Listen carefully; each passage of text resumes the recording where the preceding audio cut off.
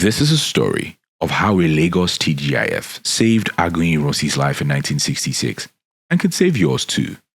Caveat: this is a lighter but still factual version of true life events as they transpired back in January 1966.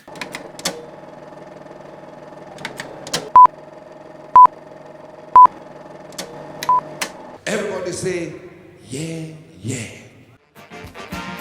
All of us to the first election. And the second election all in Nigeria. And the second election like it was a pass.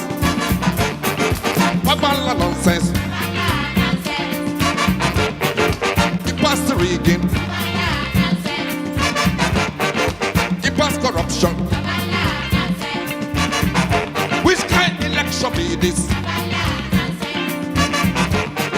Babala nonsense. Babala nonsense.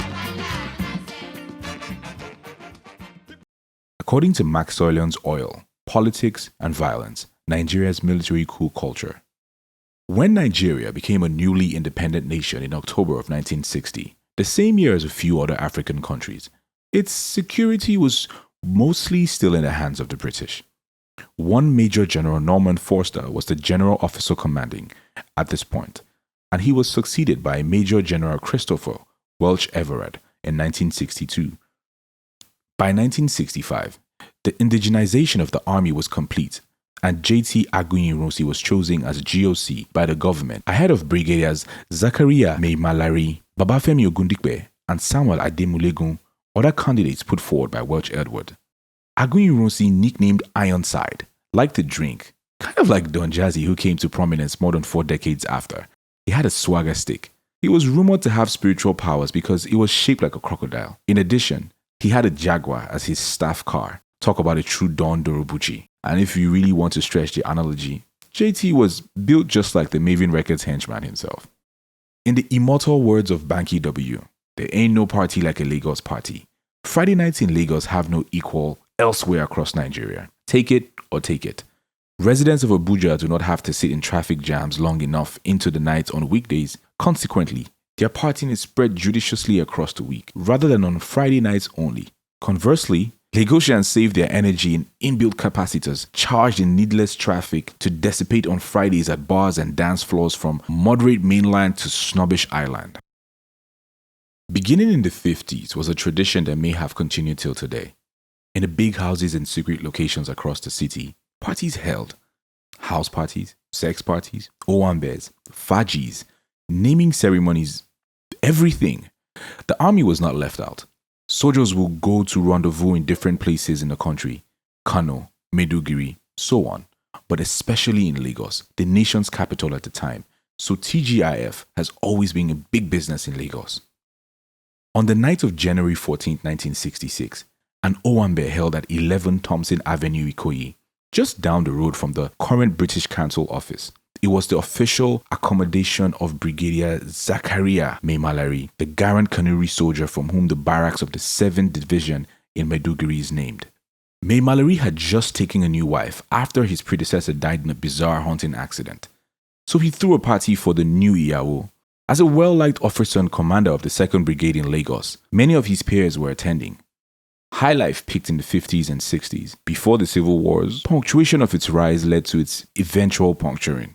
And as the predominant genre of music then, it is safe to assume that a band must have been playing some big tunes for the mandem.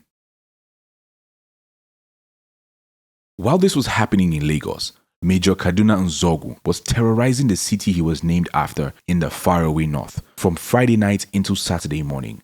Around this time, Emmanuel Ifajuna was at the residence of the Prime Minister, Tafawa Balewa, on King George V Road. The exact house might be the one the Cameroonian High Commission currently occupies, but several bigwigs in the ruling NPC and in the military were present at the party, including Aguiyi and Lieutenant Colonel Yakubu Gowon, David Ejo, and Abogu Lagema. The latter two were staying overnight at the nearby Ikoyi Hotel, whose extension currently houses the smaller Southern Sun Hotel. Maimalari himself was shot by Ifajuna on the same Thompson Avenue while escaping on foot from his house. Even if he had tried to run, the more athletic and younger Egbejule, a long jump record holder in the Commonwealth Games of 1954, would have probably caught up with him. The latter had driven to the former's house with the abducted prime minister in his car. Mai Malari recognized Egbejule and flagged him down and was shot dead. But when the soldiers came for Aguiyi at his residence on number 1 Glover, now known as Flagstaff House, and close to where today's kids buy their overhyped Glover Club suya, the big man was absent. This was because he had left Mai Malari's party a little earlier than usual, and as the story goes, he had gone straight to Apapa Wharf for another party aboard the ship at the harbour. It was a case of the archetypal Lagos big boy club hopping to check out another joint to assess firsthand the Gbedu factor and the degree of flex. Aguiyi's partying ensured that he was one of only a few high-profile targets that survived Operation Damisa. The moral of the story is simple. Never go home early on a Friday night and never party at the same place all night long. Life is short like Nika. Hats off to Olamide. So is the night.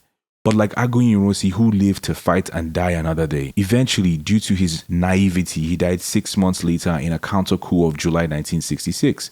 The perception of the North was that the January coup was an Igbo coup and targeted only officers from the northern region. That Nnamdi Azikiwe was conveniently out of the country at the time did not help matters.